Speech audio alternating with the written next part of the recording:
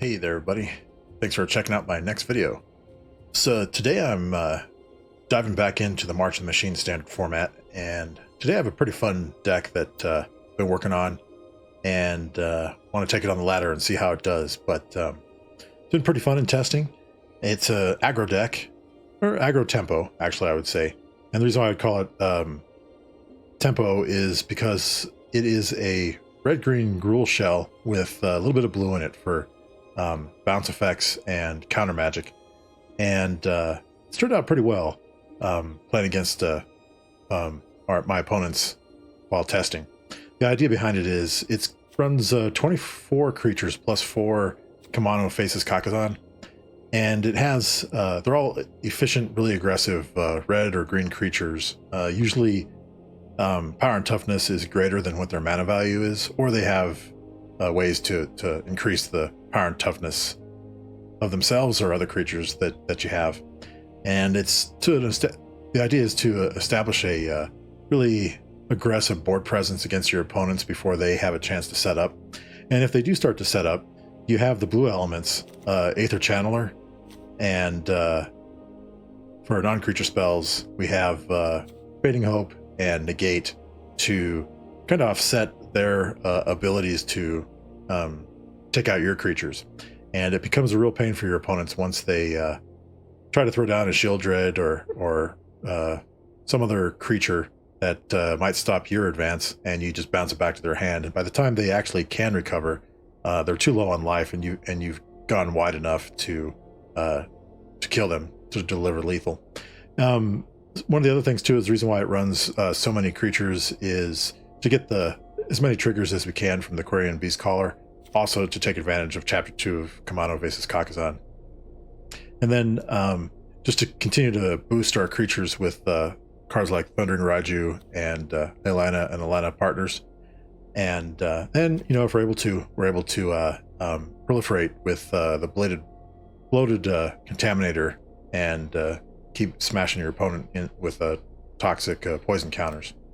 And then for the non-creature spells, we have 2 Fading Hope, 2 Tavara's Stand, Negate, and Lightning Strike.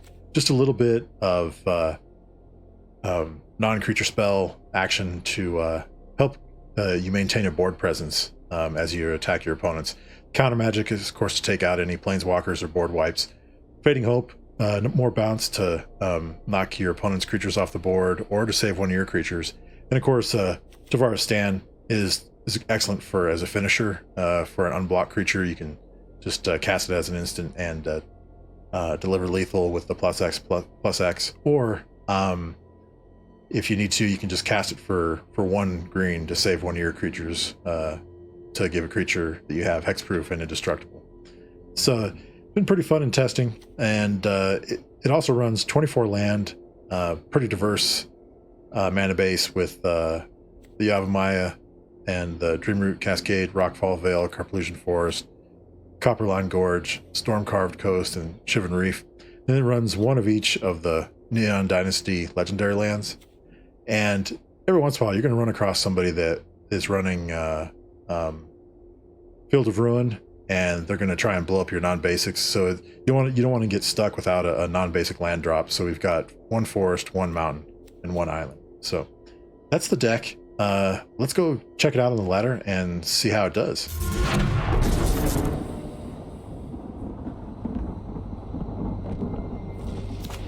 I'll have to take a mulligan there. A little better.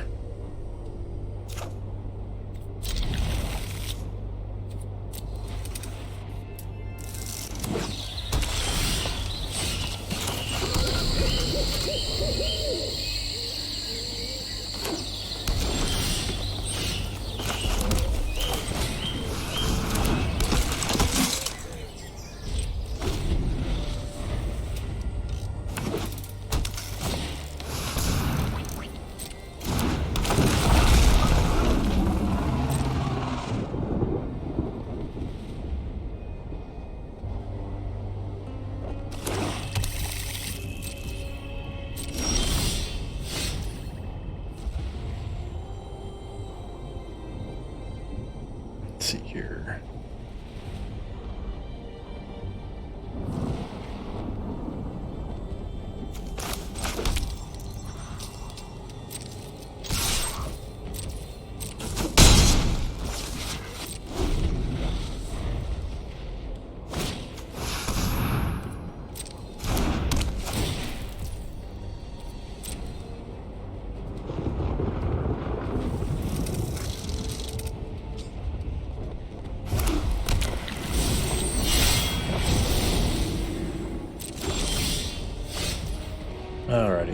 Let's see.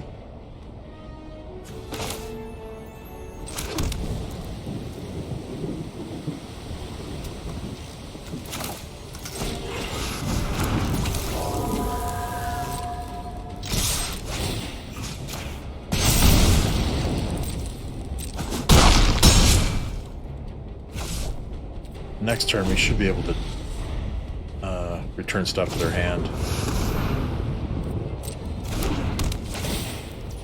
They'll probably attack one of their battles.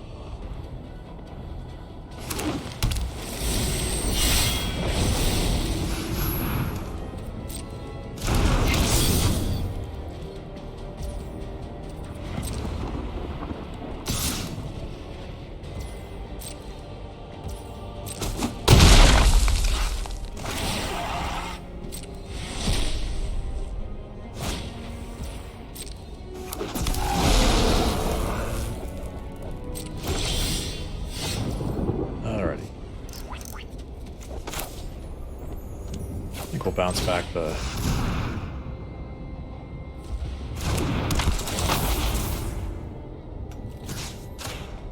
Stomper, and then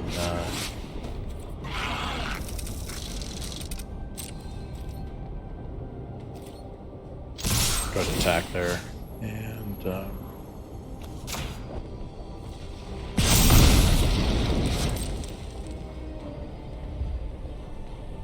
attack those two. That's fine. We'll trade. We'll put 4. And we'll cast the Monophysis Kakazan. Put it in the tree.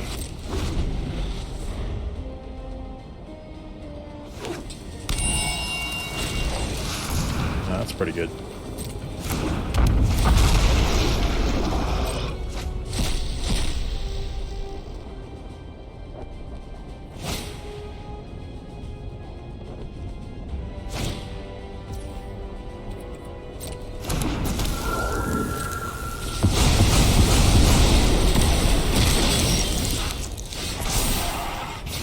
Okay.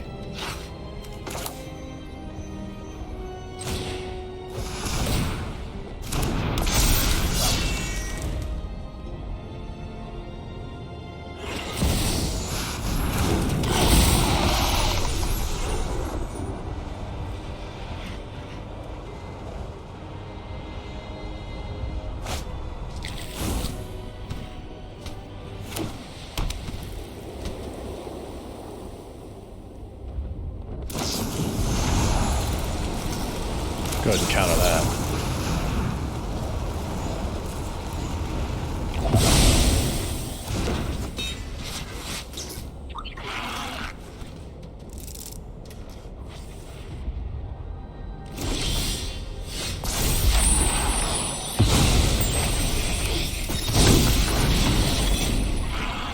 Alrighty. I think we're gonna have to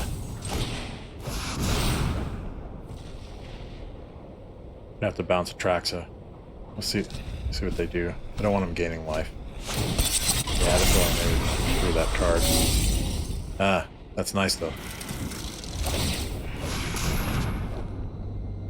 Because they've turned their vehicle into a permanent. We're gonna attack for lethal. So we got him.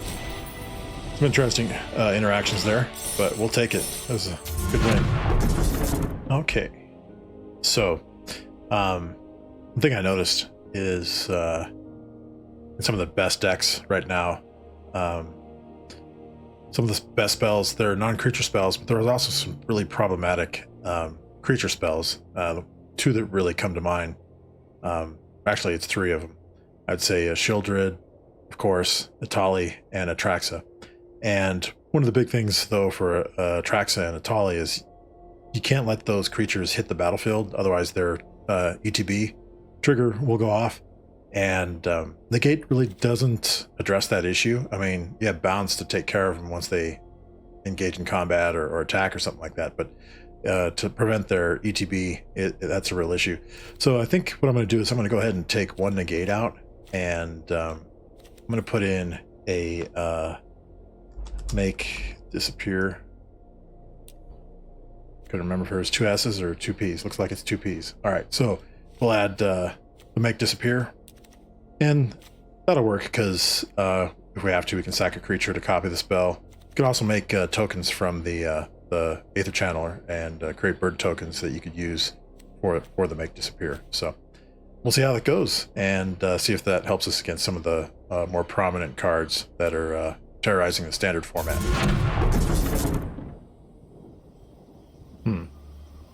It's an interesting hand. Playable. Let's go ahead and do that. There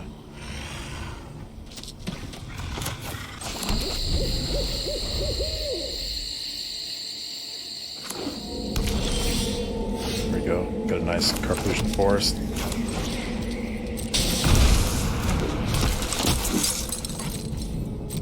Now all these tap lands will come into play untapped. Yeah, not much we can do about that there.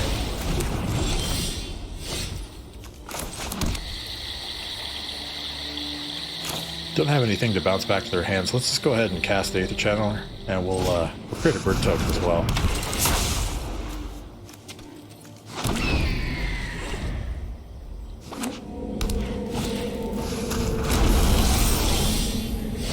All right.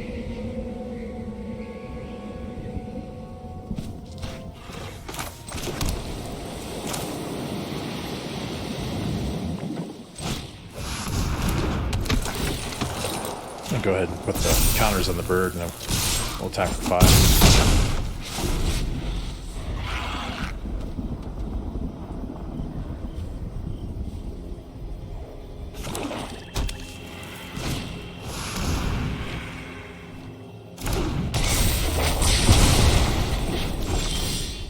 Alrighty.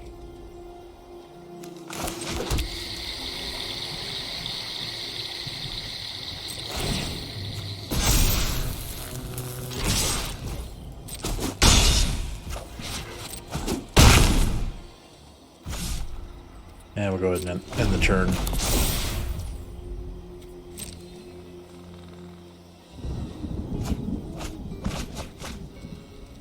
They just 3 lands. Sure.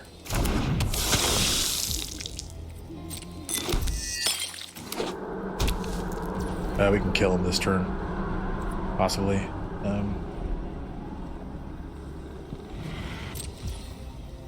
Let's see here.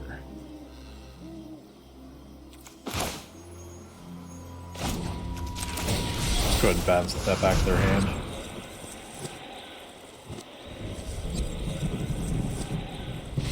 Yeah, we got him.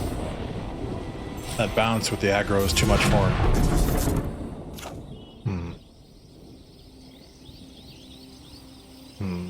Yeah, 1 playable. I think I'm gonna mulligan this. Yeah, that was a good decision. And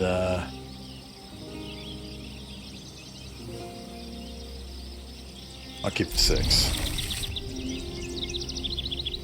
I'm gonna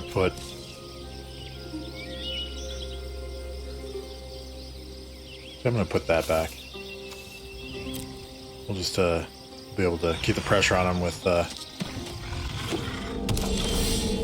what we have here.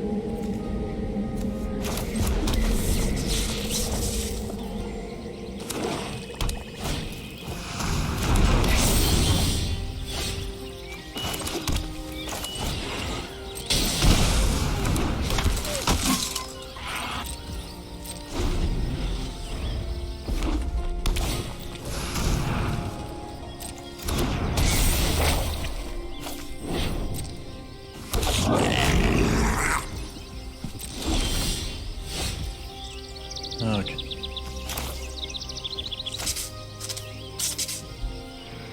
think we'll go ahead and attack.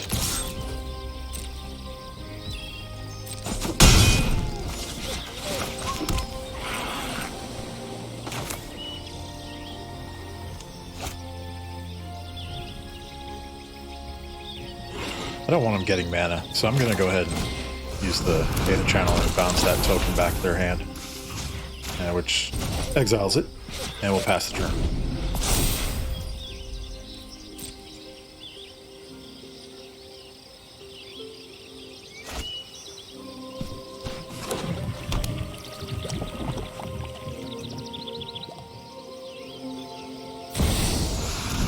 Shieldred.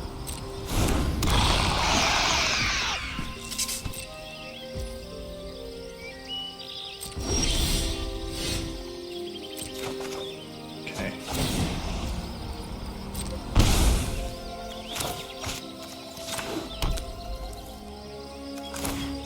We'll go ahead and cast a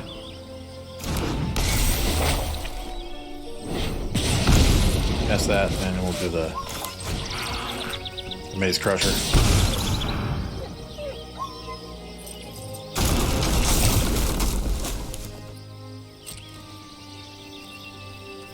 No attacks.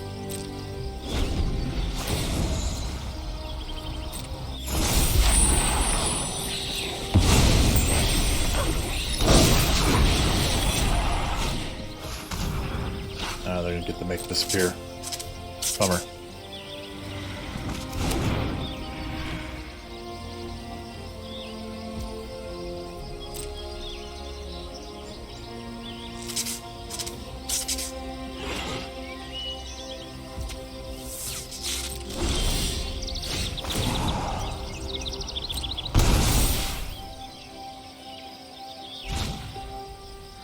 Okay.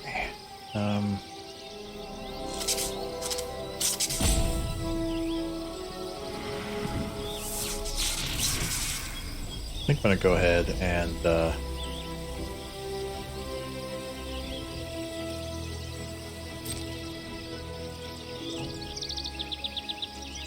ahead and attack the Maze Crusher.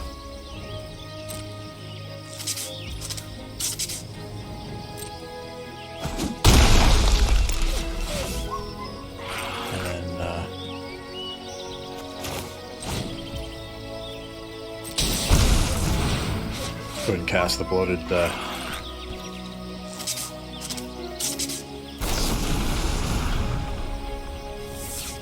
see.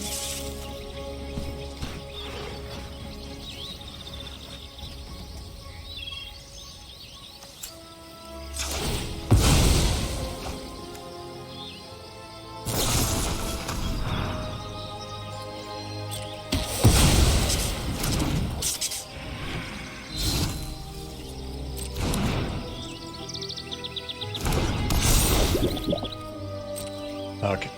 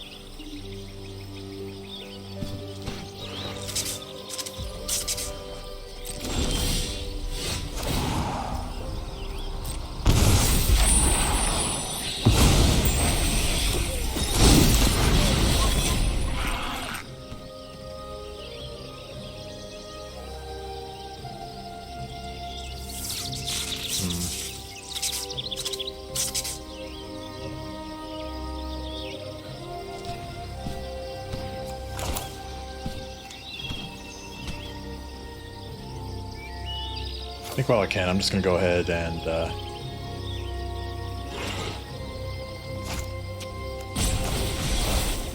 destroy the Bank Buster.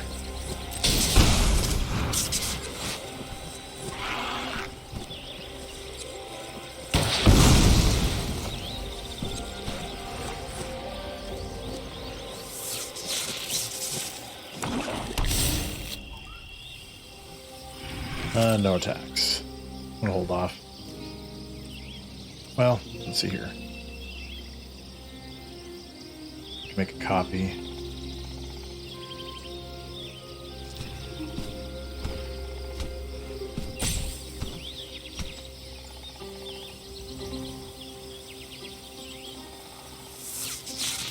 Okay.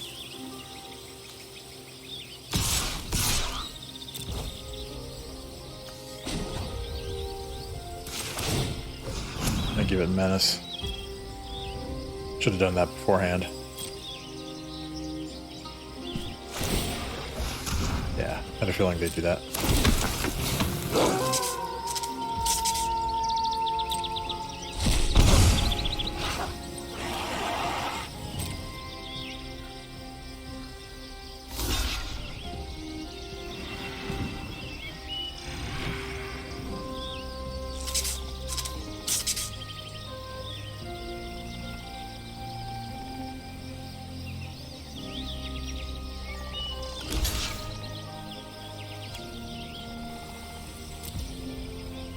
We'll go ahead and pump this.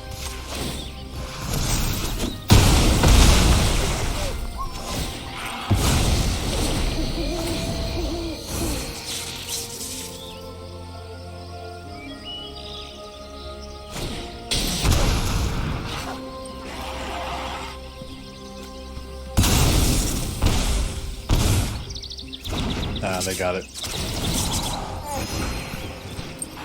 It's a tough deck to beat. It's one of the best in Standard, so...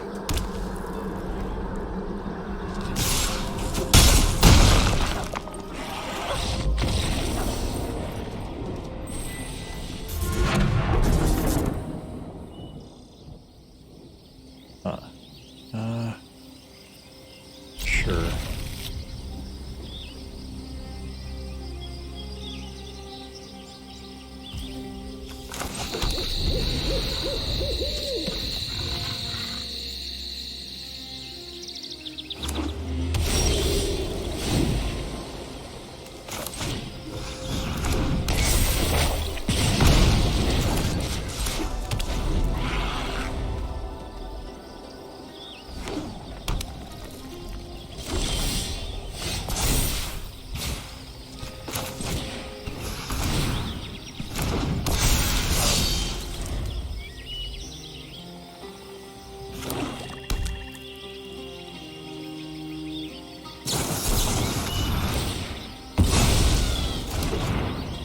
Took that out right away.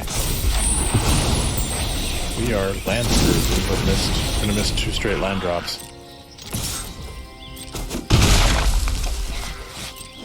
I knew that was risky, not taking that mulligan.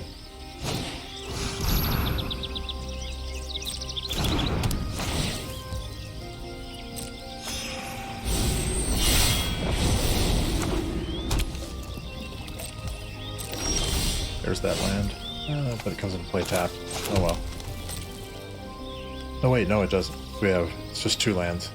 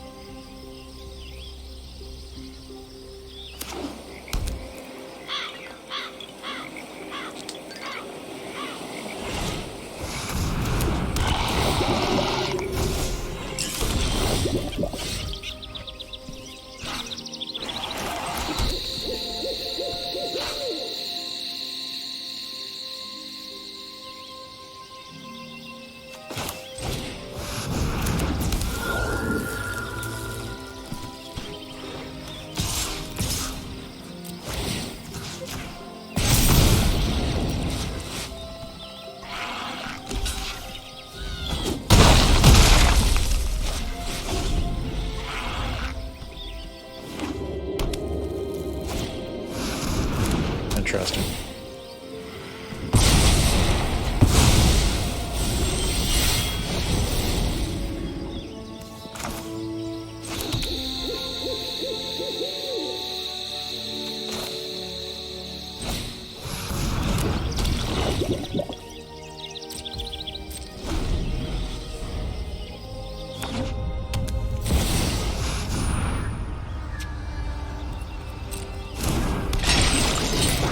Pretty creative. They're gonna use that to take the counters off the battle.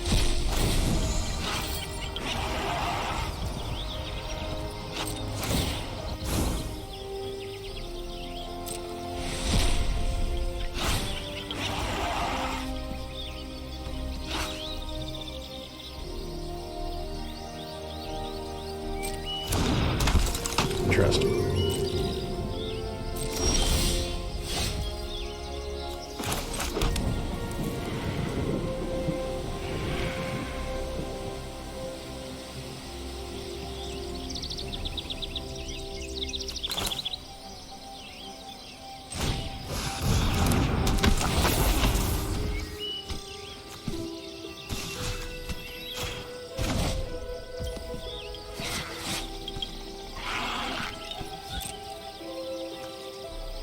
Kind of want to get her off the board.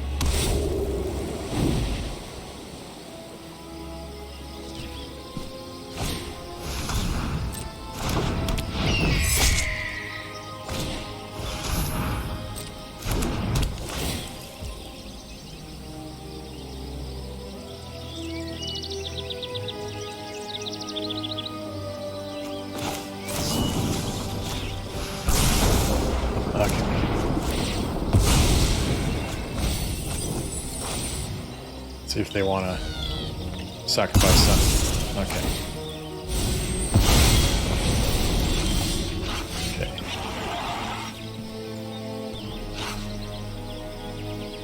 Now we'll go ahead and attack there.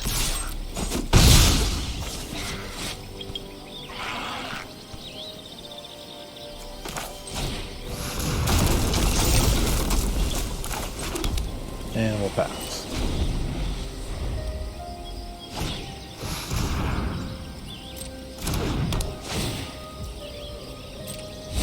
Pretty cool battle deck they have.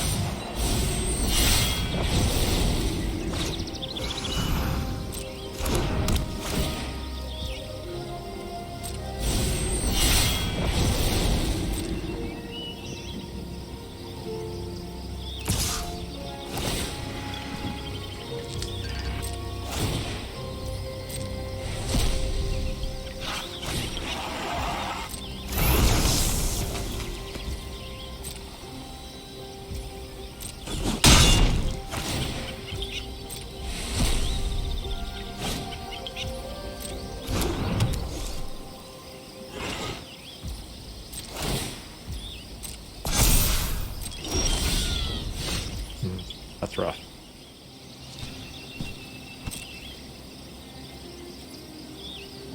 Let's see.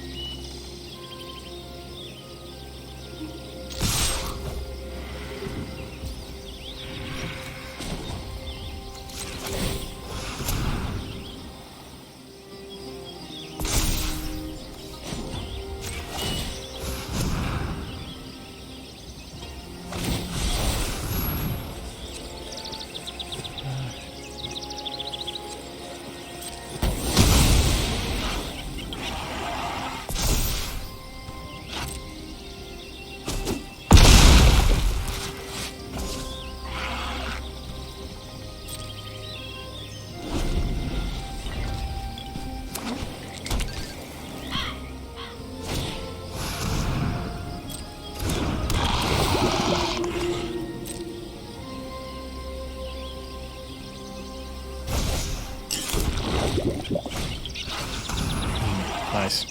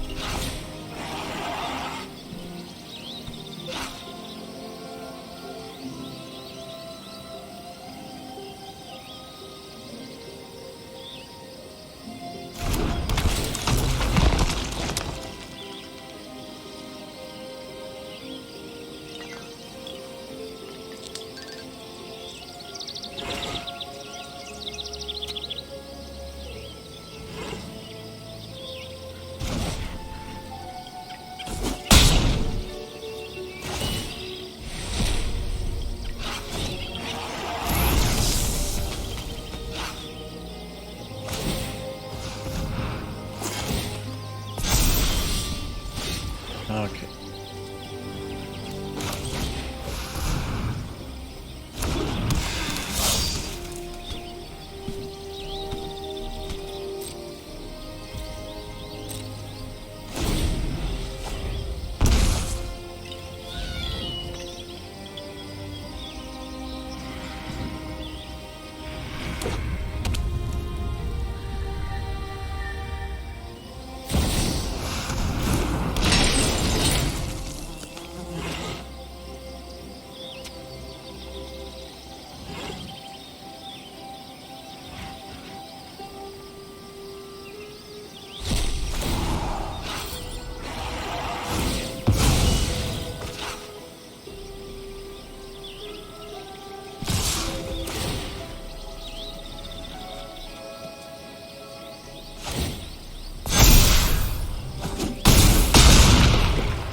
Okay, we need something. That's not it. No, they got us. Not much we can do there. Pretty cool deck, though. I like how they made really good use of all those battles. Okay, so after several games here, we played, started off strong, 2-0, and then we've lost the last two. One thing I've noticed right away, though, is that some of these tap lands, the Dreamroot Cascade, the Rockfall Vale, and the Storm-Carved Coast, they're nice and all once you have 3 or more land. They come into play untapped, but early on, you really need the untapped lands, so I ended up taking out one of each of these 3 and putting in another forest, 2 more mountains, and another island, and gives us a pretty smooth count of lands that come into play untapped. Now only having 2 Dreamroot Cascade, 2 Rockfall Vale, and 2 Stormcarved Coast that have the potential to come into play tapped. The rest will all come into play untapped. Or, there's still the Copperline Gorge, but, if you can get that early on, that'll be great. If not, it'll come into play tapped later in the game. So let's go ahead and play one more game, see if we can get a win out of it, and see how we do.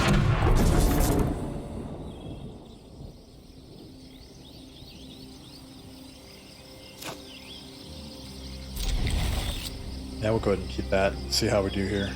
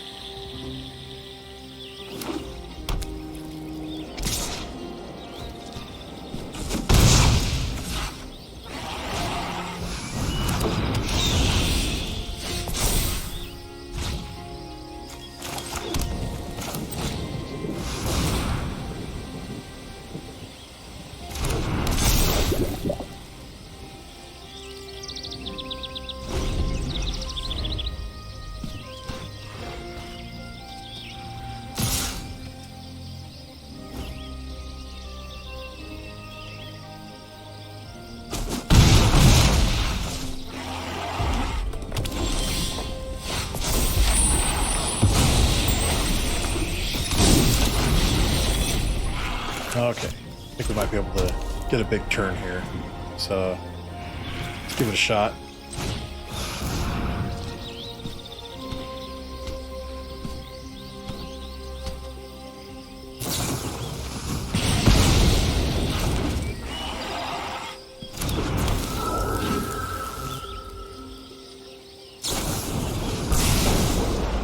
That's fine. They're down to 1 card, so let's go ahead and attack him. Some points in.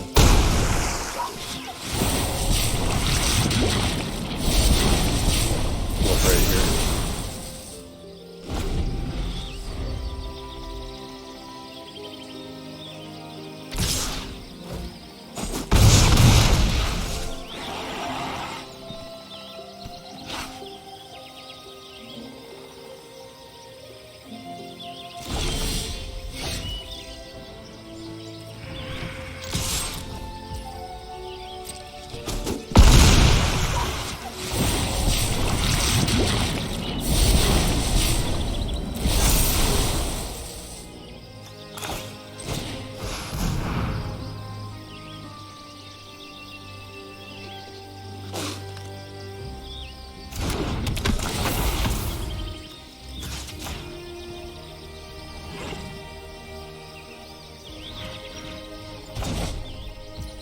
Yeah, we'll go ahead.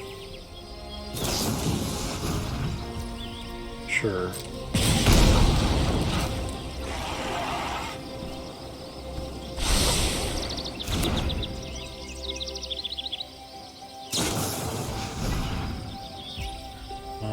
Yeah, that's fine. Not much we can do about it. So we'll see here. We got the Phoenix and then whatever else they drew. Should have them here. We'll just go ahead and bounce that back to their hand.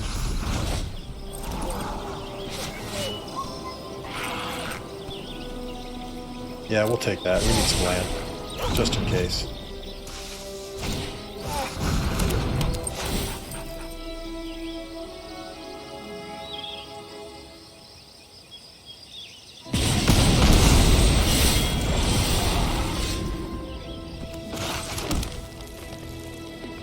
Yeah, we got it. So we'll just go ahead and do Alana and Elena. Let's go to combat. Attack lethal.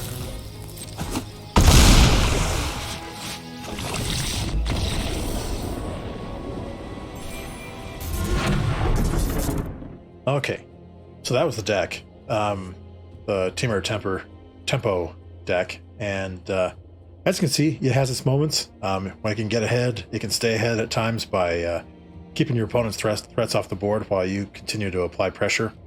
I think if I was to make any adjustments for it, I would probably add an additional land, bringing the land total to 25. I always just felt that I was behind on the land drops, even though it's running 24 land. And then might look into maybe changing up the direct damage into something that can deal maybe some more counter magic or stuff that can protect your creatures. However, you do still need stuff to interact with planeswalkers too, so that's just something to consider. So I think the deck is, the idea is good, but it still needs a little bit more tweaking before it's right in the sweet spot of what it does. But it's pretty fun to play, and it's kind of neat once you're able to establish a board presence and then just start bouncing your opponent's stuff back to their hands where they can't establish anything. So it's kind of nice. But I'll also leave a link for the deck list in the video description if you want to check it out, and that'll give you something to reference and maybe tweak and adjust to your own liking. But I think that'll do it for this particular video. If you like the video and you want to stay up to date on all the videos I'm putting out, just go ahead and subscribe to my channel, MTG Rogue Players on YouTube. Hit that subscribe button, hit the like button if you like it.